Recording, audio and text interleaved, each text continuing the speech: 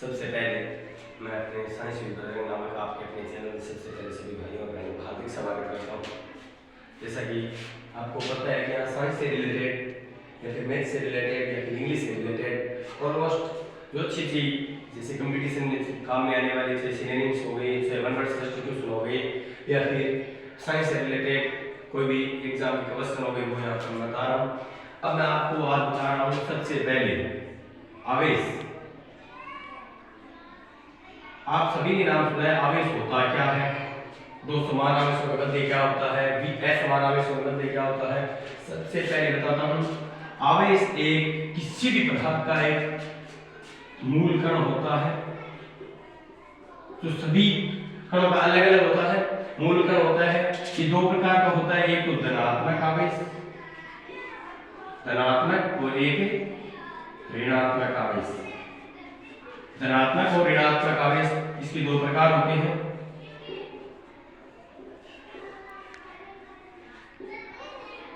धनात्मक और ऋणात्मक आवेश।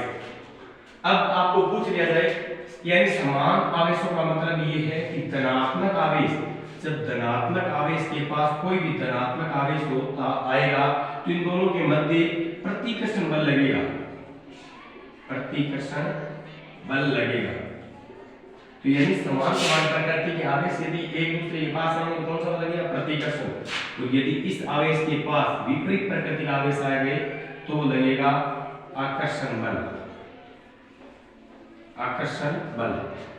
आवेश को हमेशा के लिए Q से डिनोट करते हैं और इसका जो मात्रक होता है वो होता है कूलॉम।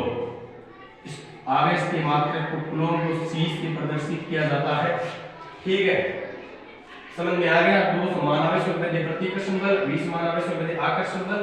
आवेश को Q से प्रदर्शित किया जाता है और इसका मात्रक जो होता है वो होता है कूलॉम, इसको C से प्रदर्शित किया जाता है। अब आपको पूछ लिया जाए सर इलेक्ट्रॉन पर कितना आवेश होता है, इलेक्ट्रॉन पर आवेश, इलेक्ट्रॉन पर जो आवेश होता है वो होता है -1.6 गुना 10⁻⁻19 कूलॉम।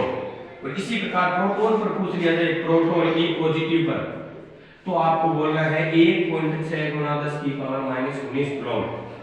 तो ये हो गया आवेश। इसके बाद मैं आपको बता रहा हूँ जो धारा होती है, विद्युत धारा, इसका क्या मात्रक होता है, क्या परिभाषा होती है।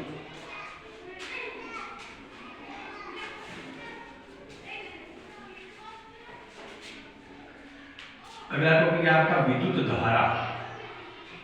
विद्युत धारा, विद्युत धारा होती क्या है, इसको I से प्रदर्शित किया जाता है और इसका सूत्र होता है विद्युत धारा बराबर I बराबर Q/T। यानी इकाई समय में जितने आवेश उपस्थित होते हैं इसे ही विद्युत धारा कहा जाता है।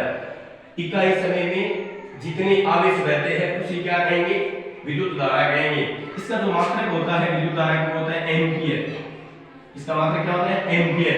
और इस एम्पियर को, विद्युत धारा के एम्पियर जो धारा आती है इसको एमीटर से मापा जाता है, एमीटर से मापा जाता है। और इस एमीटर को हमेशा के लिए विद्युत परिपथ में श्रेणी क्रम में जोड़ा जाता है। अब सर इस क्रम एमीटर को श्रेणी क्रम में ही क्यों जोड़ा जाता है, क्योंकि इसका प्रतिरोध होता है वो बहुत कम होता है, प्रतिरोध होता है वो कम होने के कारण इसको किस क्रम में जोड़ते हैं, श्रेणी क्रम में। तो उम्मीद करता हूँ कि जो जितना करवाया है समझ में आया है। धन्यवाद।